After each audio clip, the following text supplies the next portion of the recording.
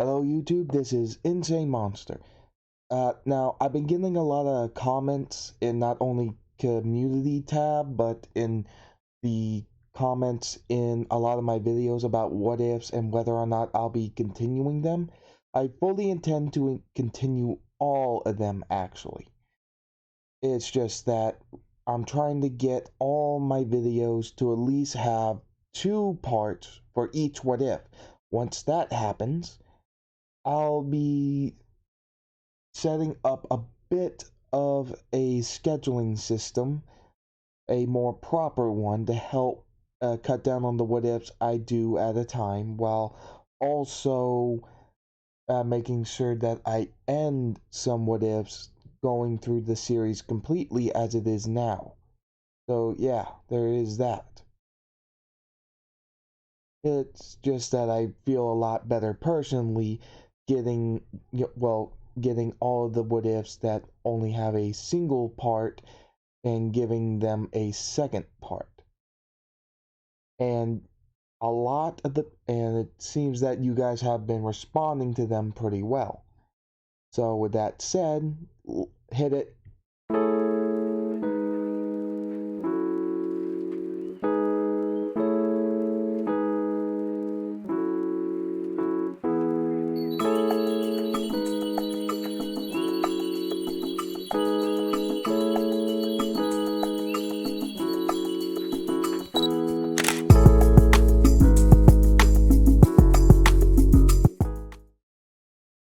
Okay, now then, when we last left off, Asta helped beat the Chain Mage and such, and like in canon, they had the moment, like, and everything. Now then, we head to where Asta does do his training for the months ahead for the Magic Knight exam, where he does still come across his magic swordsman trainer who notices and questions Asta about that ability he has to turn his limbs into beast-like appendages, as well as gaining markings of a white tiger even on his human face. Asta scratched his head and said he doesn't really know. That the first time that he actually went through this, it was because somebody was trying to take something from someone he considers to be his family. And then when he was first come to shove, basically, he ended up fully transforming into a giant white tiger. This surprised him, and he questioned it a bit further. He Asta remarked that over the years he's trained a lot, figuring out that it gives him an incredible boost in strength, changing both his legs and arms into tiger-like hybrid forms. He still has his fingers, but now they're covered in fur with claws at the ends of them. He's more agile and extremely strong and fast when it happens, including gaining a tail as well. So, his teacher ends up amping up his training, telling him to use his partial transformation while doing it so he can get better adjusted to using the sword both in his normal state as well as his halfway state of transformation. It does go pretty well. His teacher does accidentally cut him deep, though, across his chest.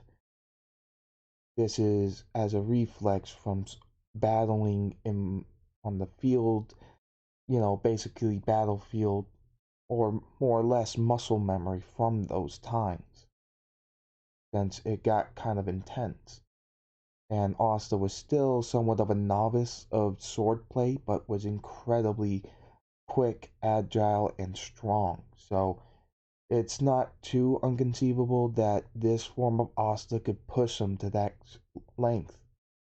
Though he was worried about him accidentally killing his new student when he saw Asta's chest. The blood was disappearing from his clothes, as well as the wound just vanishing, as if it never even happened. They stopped for a moment and he took a look. He told Asa that this wasn't a form of healing or regeneration. If it was, there'd be a scar. He remarked that it's like it never even happened. Of course, the same thing happens with the Diamond Kingdom mages attacking, and they do still fend them off, though a little bit easier than in canon. After the everything with training, Asta and still go over to the Magic Knight exam in the capital, same as in canon, and get their grimoires registered to enter.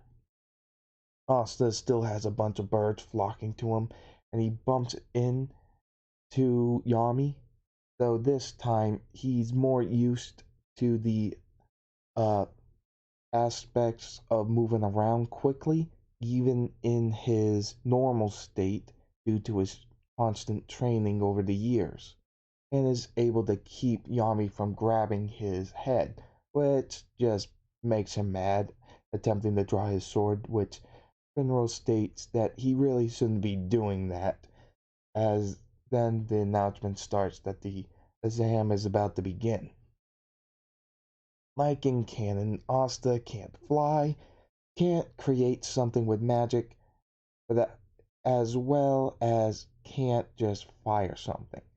Though, unlike in canon, a noble challenges Asta, who has plant magic, remarking that he's going to destroy him, also saying that he hopes he makes him look good.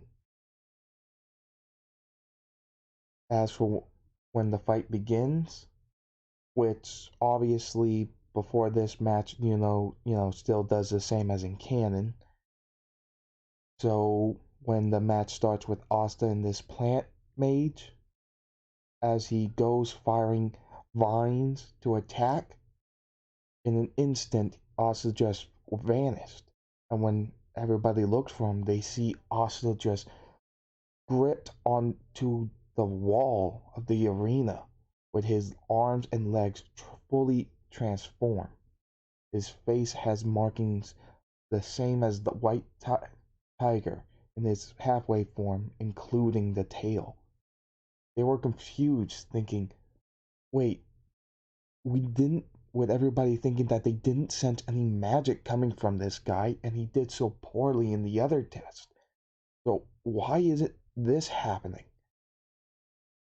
The noble was getting angry more and more as Asta evaded, getting in closer and closer, tearing apart his plants that came near him.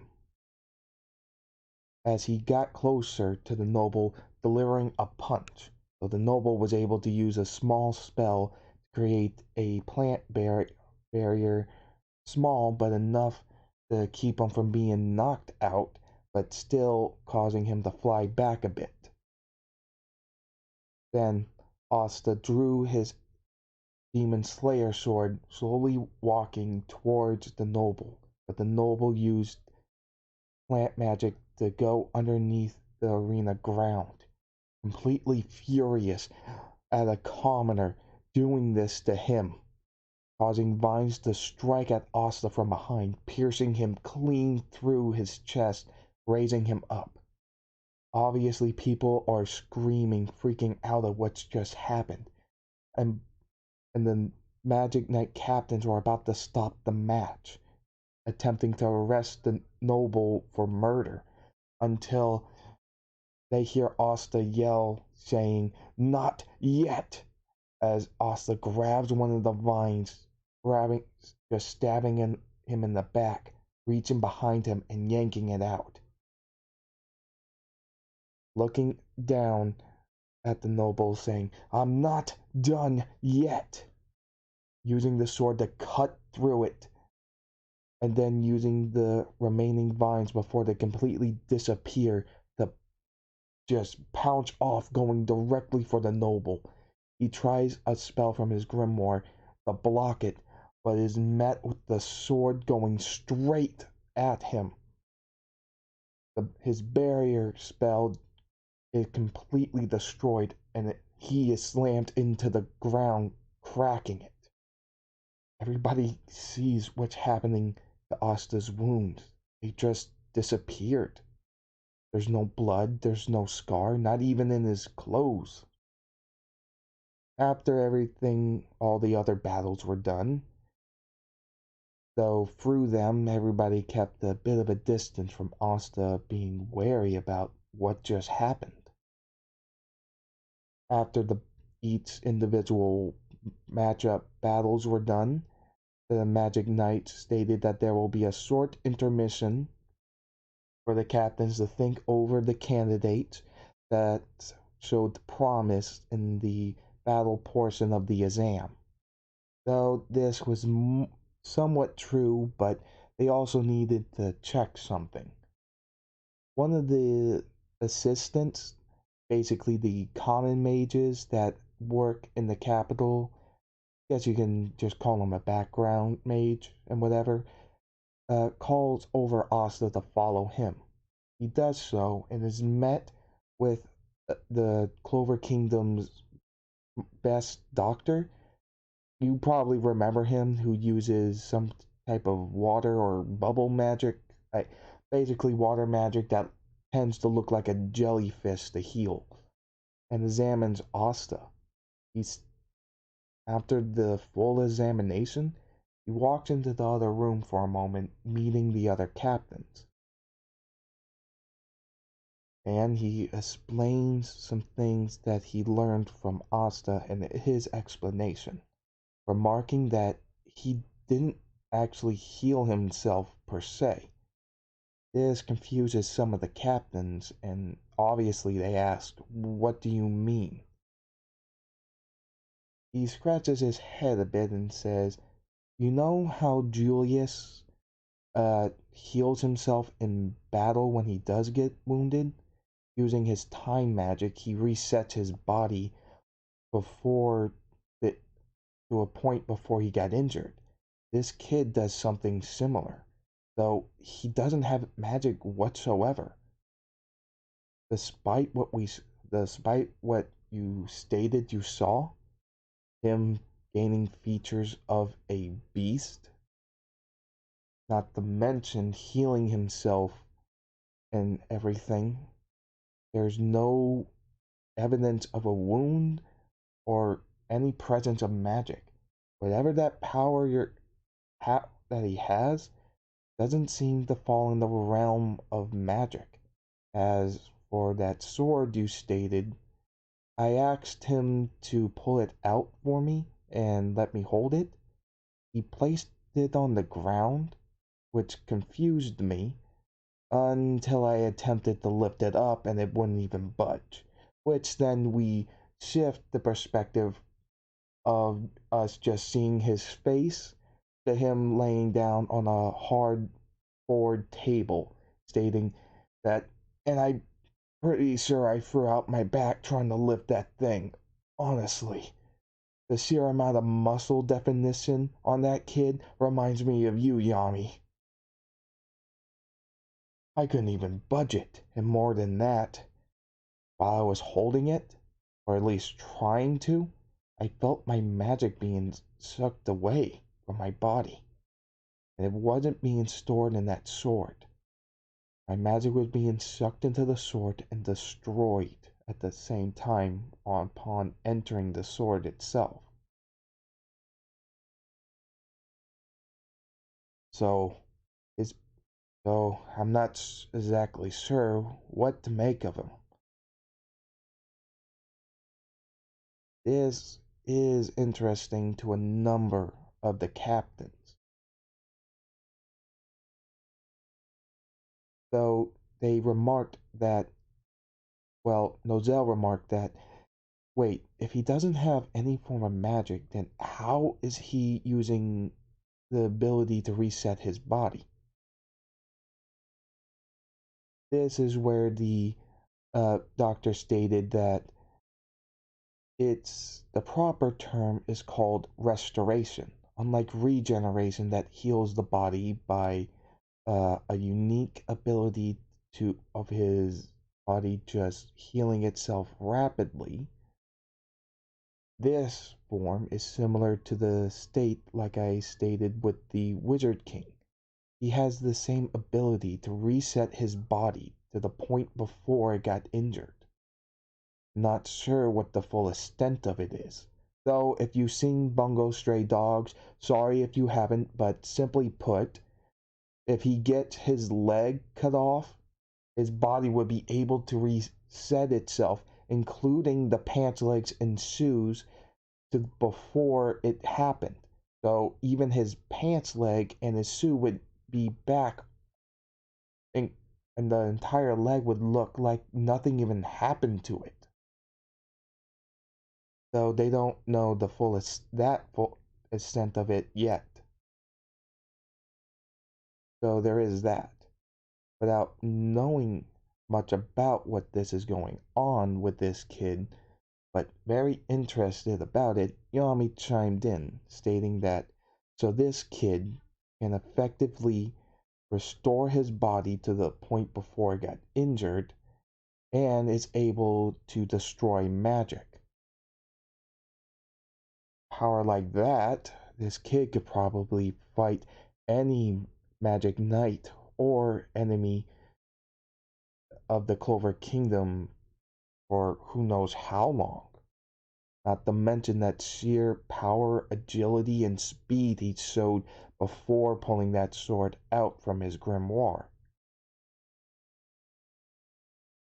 So, Asta state told by another one of the basic background characters that he's free to go and gives him his shirt back mended up with magic.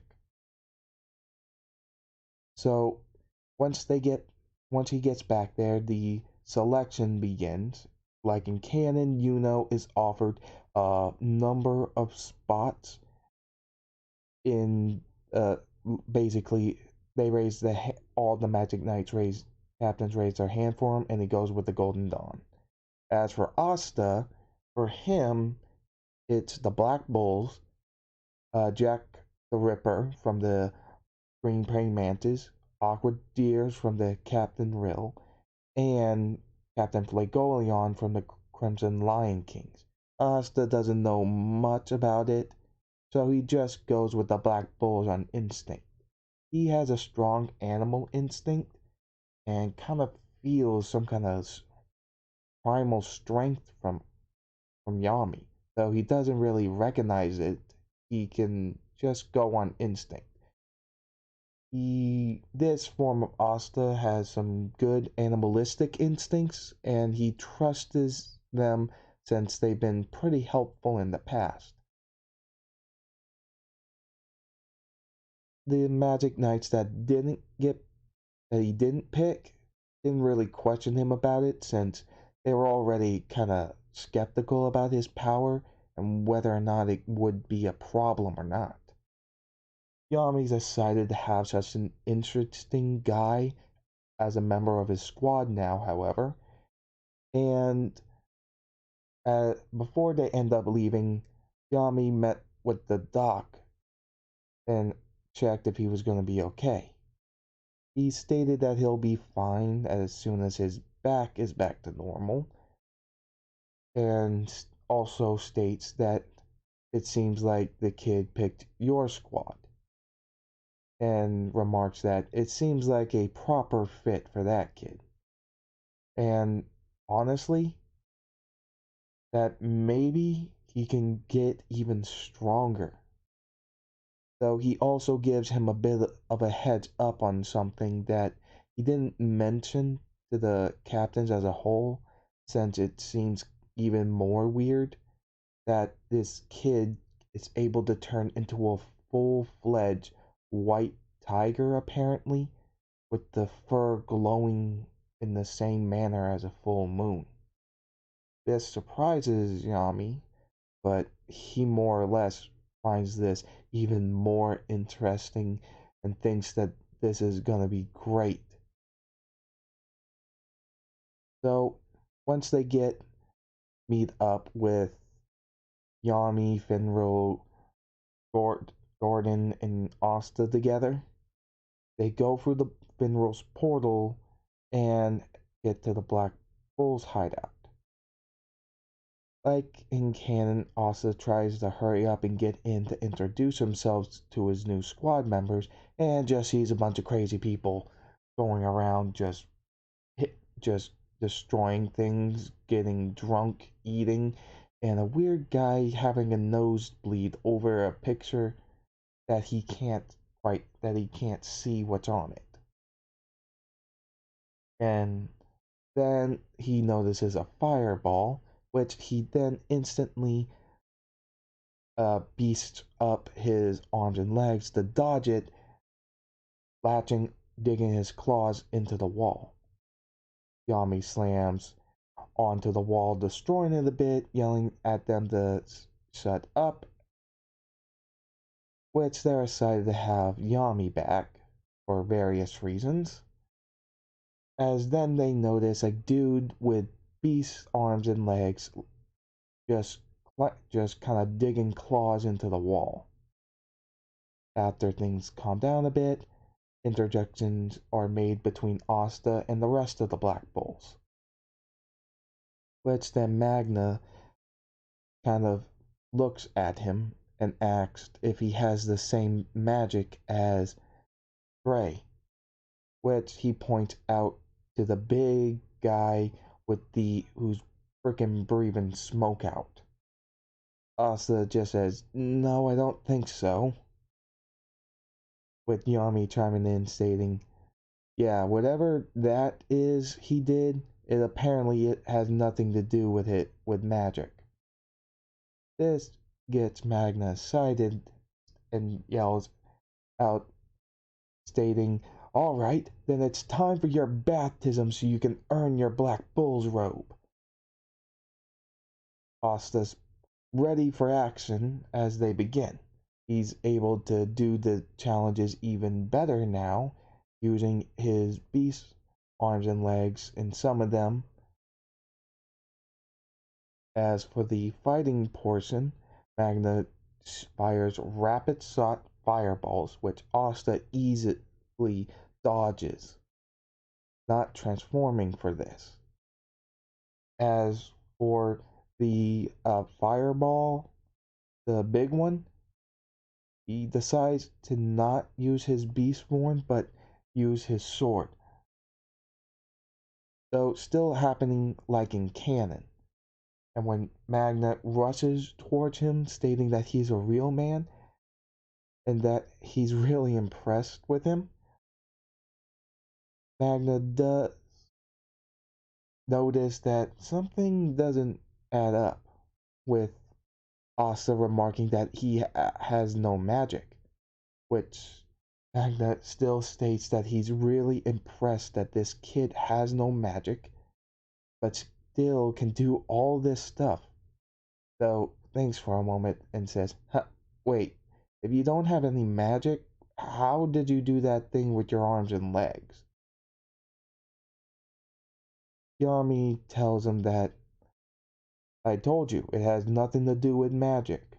Even the greatest healer in the kingdom looked him over, and apparently, it, whatever it is, it has nothing to do with it. So, I think he's pretty suited for the Black Bulls having it. As for that sword, apparently, it's anti-magic. So, yeah, there's that." But Magna is just pumped, along with Luck that really wants to go at it, with Asta going all out. And he gets his Black Bull's robe, including the Black Bull's mark on his headband.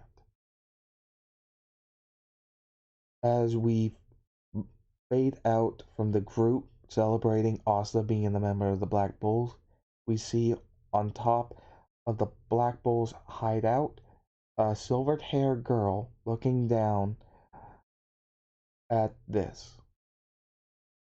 Now, this is where we'll be ending it for this part. Hope you enjoyed and such. As for anything else to state or to cover, yes, if you haven't seen Bungo Stray Dog, this is quite accurate of the power of the main character and such. And I do hope that you have enjoyed. Please remember to like, comment, and subscribe. If you haven't already, hit the notification bell and make sure it's set onto all so that you're notified of any uploaded videos. Also, like I said in the beginning of the video, please do make sure that you remain patient for your favorite what ifs, and that the scheduling for the official scheduling of the what ifs will be posted on a update video once all of the what ifs that have a single part or have a second part. So I do ask that you please have some patience for a little bit, and that you will enjoy all of the what ifs that I am putting out. So with that being said, I'll see you later and hope you have a good night.